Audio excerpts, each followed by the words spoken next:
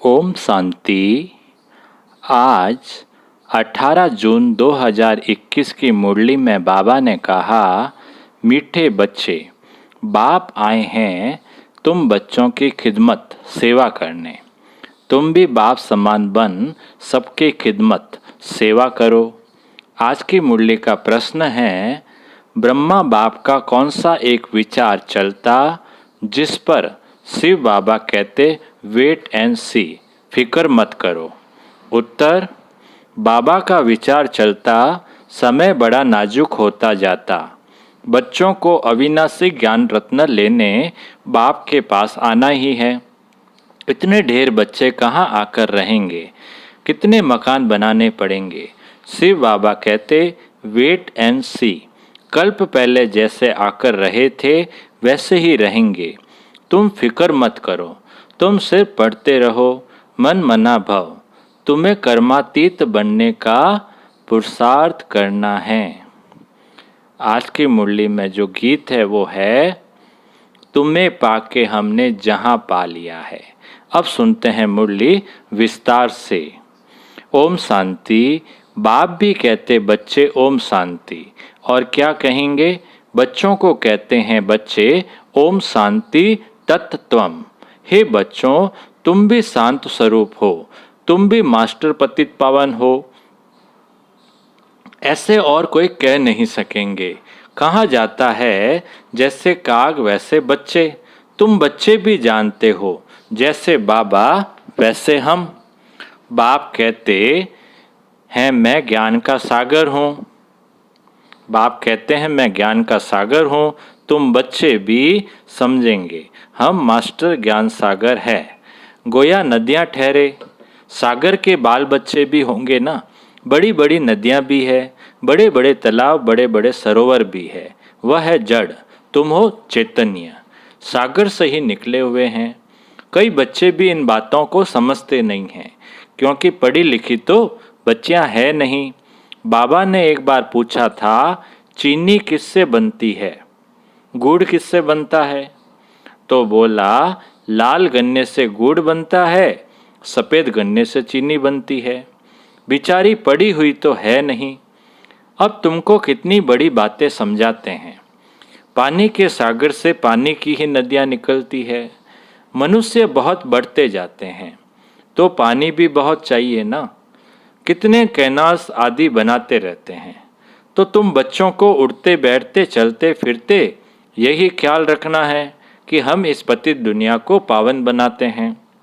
गीत में भी कहते हैं, बाबा हम आपसे विश्व की बादशाही का वर्षा लेते हैं, यह हमसे कोई छीन नहीं सकेगा। 21 जन्म ये राजाई कायम रहेगी। बेहद का बाप आकर बेहद का राज्य भाग्य देते हैं, राज्य भाग्य चलाने के लायक बनाते हैं, पवित्र बनाते हैं। बुलाते भी हैं, हे पतित पावन आओ। क्या बुलाते हैं? हे पतित पावन आओ। ये कोई कृष्ण को नहीं बुलाते हैं, निराकार भगवान को बुलाते हैं।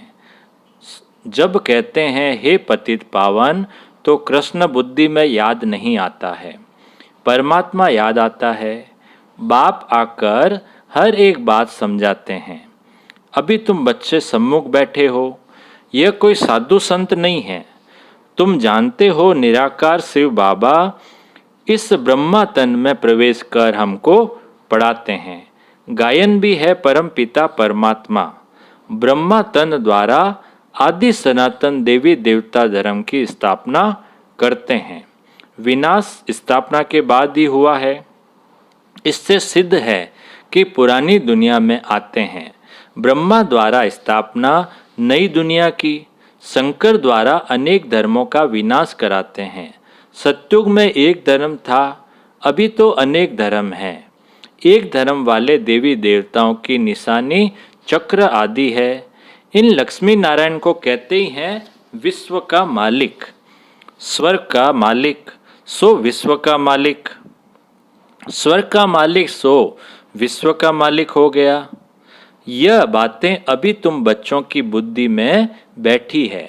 बाप कहते हैं बच्चे मन मना भव। यह बच्चों को घड़ी घड़ी सावधानी मिलती है। बाप को और वर्षे को याद करो। यह भूलो मत और पॉइंट्स भूल जाती है। यह तो मुख्य है ना, बाप ही पतित पावन है। यह युक्ति बताते हैं पावन होने की। बाप कहते हैं तुम सतो प्रधान थे, अब तमो प्रधान पतित बन गए हो। 84 जन्म पूरे लिए हैं, अब तुमको फिर सतो प्रधान बनना है। सतो प्रधान बनो तब ही तुम चल सकेंगे पवित्र दुनिया में। निराकारी दुनिया भी पवित्र है, साकारी दुनिया भी पवित्र है, अपवित्र पतित दुनिया यह है। आत्मा भी तमो प्रधान तो शरीर भी तमो प्रधान है। यह तो सृष्टि का नाटक है, इसमें ब्रह्मांड और सूक्ष्म वतन भी आ जाता है। सृष्टि का चक्र यहाँ फिरता है, सत्युग त्रेता यहाँ है। ये कोई सूक्ष्म वतन व मूल वतन में नहीं होते, यह यहीं है। इनको मनुष्य सृष्टि कहा जाता है। वह है आत्माओं की निराकारी दुनिया, वह है ब्रह्मा विष्णु शंकर की आकारी दुनिया। यह साकारी सृष्टि कितनी बड़ी है, सत्युग में कितनी छोटी सृष्टि होती है। वहाँ है ही एक धर्म। बाकी मनुष्य जो कहते हैं कि वहाँ भी चैतन्य आदि थे, वहाँ भी दैत्य आदि थे, यह सब है झूठ। तुम समझते हो कि नई दुनिया की स्थापना पुरानी दुनिया का विनाश गाया हुआ है। सबका विनाश होगा और सत्युग हेवन की स्थापना होगी। तुम भी बाप के साथ खिदमत कर रहे हो। बाप भी आते ही हैं बच्चों की खिदमत करने। यह है बेहद का बाप। देखते हैं हमारे बच्चे बहुत दुखी है तो जरूर तरस पड़ेगा ना। वह है ही रहम दिल बाप। अभी तो सारी दुनिया में अशांति है, एक बाप के सिवाय और कोई शांति दे न सके। हठ योगी भी अथाह है, आत्मा के लिए कह देते वह निर्लेप है। मनुष्यों को उल्टी बातें सुना देते हैं। वास्तव में आत्मा की सफाई चाहिए। आत्मा में ही खाद पड़ी है और किसको पता नहीं है। कहते भी हैं ये पाप आत्मा है, बहुत पाप करते हैं। यह महात्मा है, पुण्यात्मा है, ऐसे नहीं कहेंगे महान परमात्मा है। सन्यासियों के लिए कहेंगे पवित्र आत्मा है, क्योंकि सन्यास किया हुआ है। अब बाप समझाते हैं आत्मा को पवित्र बनाने वाला सिवाय एक परमात्मा बाप के और कोई हो नहीं सकता। पतित दुनिया में पावन आत्मा कोई हो न सके। अभी सैपलिंग लगता है, धीरे धीरे वृद्धि होती जाएगी। यह तो छोटे छोटे मत पंथ आदि टाल टालियाँ हैं, उसमें कोई मेहनत थोड़ी लगती है। अनेक प्रकार के मंत्र देते हैं, किस्म किस्म के मंत्र देते हैं। यह भी वशीकरण मंत्र है जिससे तुम 5 विकारों पर जीत पाते हो। राम राम का मंत्र जपते हैं, इससे फायदा तो कुछ भी नहीं है। यहाँ तो बाप कहते हैं मुझे याद करो तो तुम्हारे पाप नाश हो जाएंगे, तुम पवित्र आत्मा बन जाएंगे। याद को ही योग कहते हैं। भारत का प्राचीन योग बहुत मशहूर है। इस योग से ही तुम विश्व पर जीत पाते हो। भारत का राजयोग बहुत नामी ग्रामी है। यह बाप के सिवाय और कोई सिखा न सके। तुम हो ब्रह्मा कुमार कुमारियाँ, बिके तो यहीं होंगे ना। प्रजापिता ब्रह्मा के बच्चे तो जरूर ब्रह्मा के साथ ही होंगे। ब्राह्मण कुल भी जरूर चाहिए। इसको कहा जाता है सर्वोत्तम ऊंचे ते ऊंचा ब्राह्मण कुल। अभी तुम ब्राह्मण हो फिर उथल खाएंगे। बाजोली खेलते हैं ना। शूद्र से ब्राह्मण बने हो फिर देवता क्षत्रिय। तो अब बाप समझाते हैं मीठे मीठे बच्चों, बहुत थोड़ी बात है, बाप की याद में रहो। यह भी तो बुद्धि में है। बाबा हमको 84 जन्मों का राज बता रहे हैं। 84 लाख अथवा 84 जन्मों का हिसाब तो चाहिए ना। कोई को पता नहीं, 84 लाख का तो हिसाब कोई बता न सके। मनुष्य 84 जन्मों का चक्र लगाते हैं। आत्माएं ऊपर से आती है पाठ बजाने के लिए। सत्युग से लेकर कलयुग अंत तक आती ही रहती है। हर एक अपना अपना पाठ बजाते रहते हैं। इन बातों को मनुष्य मात्र नहीं जानते, एक बाप ही जान सकते हैं। मनुष्य को कभी परम पिता गॉड फादर नहीं कहा जाता। गॉड फादर कहने से फिर निराकार शिव तरफ बुद्धि जाती है। जीव आत्मा का बाप तो होगा ना। आत्मा एक शरीर छोड़ दूसरा लेती है। निराकार बाप का नाम शिव है। तुम्हारा भी एक ही नाम है, आत्मा। फिर शरीर में भिन्न भिन्न नाम पड़ते हैं। परम पिता परमात्मा भी शरीर में आकर ज्ञान सुनाते हैं। परम पिता परमात्मा भी शरीर में आकर ज्ञान सुनाते हैं। शरीर बिगड़ थोड़े सुनाएंगे। तो बाप समझाते हैं कि इनका तो अपना नाम है, मेरा शरीर का कोई नाम नहीं है। न मैं पुनर्जन्म में आता हूँ, मैं इनमें प्रवेश करता हूँ। इनको भी मालूम नहीं पड़ता है, कोई तिथि तारीख नहीं। हाँ, मैं कल्प के अंत अर्थात रात में आता हूँ। अभी रात है ना, यह है ही पतितों की दुनिया। मैं आता हूँ पावन दुनिया अर्थात दिन बनाने। यह भी नहीं जानते कि बाबा ने कब प्रवेश किया। हाँ, विनाश साक्षात्कार किया। बहुत ध्यान में जाते थे। वह कोई तिथि तारीख वेला नहीं निकाल सकते। कृष्ण को भी पूछते हैं, उनका रात्रि को जन्म दिखाते हैं, किस समय कितने मिनट आदि सारा निकालते हैं। बाप कहते हैं, मैं तो हूँ ही निराकार। जैसे और मनुष्य जन्म लेते हैं वैसे मेरा जन्म थोड़ा ही होता है। मेरा तो दिव्य अलौकिक जन्म है। मैं इनमें प्रवेश करता हूँ, फिर चला जाता हूँ। बैल पर सारा दिन सवारी थोड़ी करते हैं। मुझे जिस समय बच्चे याद करते हैं मैं हाजिर हूँ।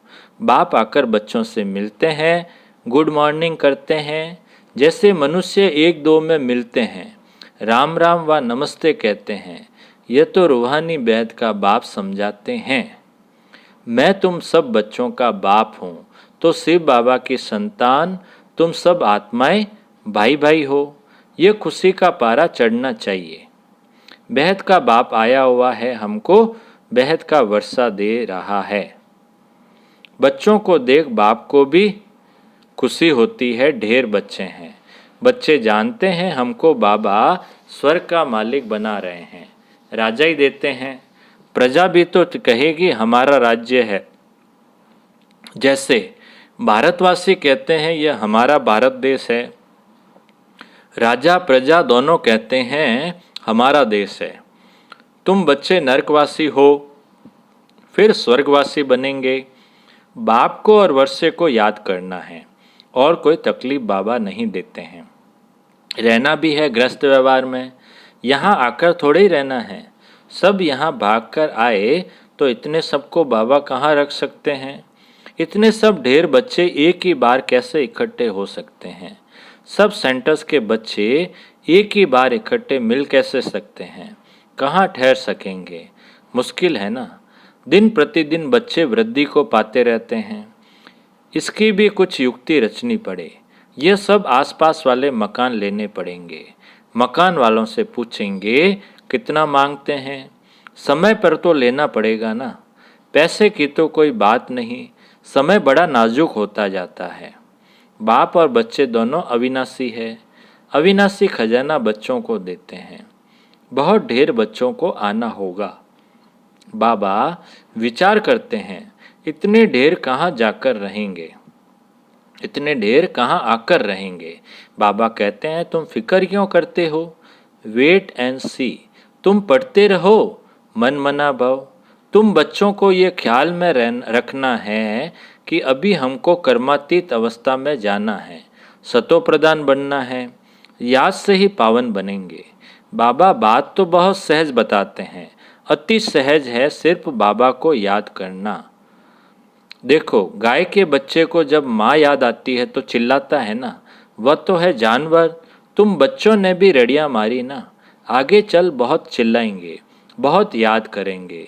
तुम बच्चे तो अब जानते हो कि बाबा आया हुआ है, विनाश तो होना ही है। नेचुरल कैलेमिटीज आनी है। सब आपस में लड़ते झगड़ते रहते हैं। कितना खर्चा कर बॉम्ब्स बनाते हैं, बहुत पैसा जाता है। खर्चा तो होता है ना, इतना खर्चा कहाँ से लाएं। डरते भी है मौत से, फिर भी बॉम्ब्स बनाना तो बंद नहीं करते। बॉम्ब्स की लड़ाई चलेगी, अभी बनाते ही ऐसे हैं जो बम गिरे और मनुष्य मर जाए।